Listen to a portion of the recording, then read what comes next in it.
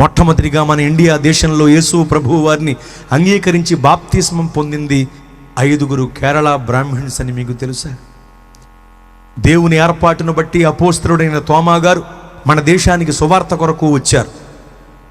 సువార్త కొరకు మన దేశానికి వచ్చి మలబారు ఆయా తీర ప్రాంతాలలో ఆయన అద్భుతమైన సువార్త చేశారు.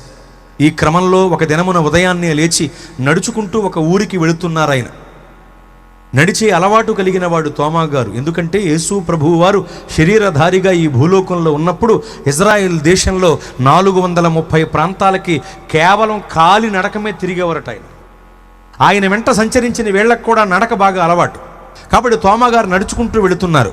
పైగా అప్పుడు ప్రయాణ సాధనాలు అవి అంత సౌకర్యాలు వాళ్ళకి లేవు. నడుచుకుంటూ వెళుతున్నారు. ఏటి కట్టమట నడుచుకుంటూ వెళుతున్నారు. మనకు ఉప్పుటేరుంది చూసారా, సముద్రము యొక్క పాయ శాఖ, అలాంటి ఒక సముద్రపు పాయ గట్టు మీద నడుచుకుంటూ వెళుతున్నారు. ఆయన ఉప్పుటేరు గట్టు అనుకోండి.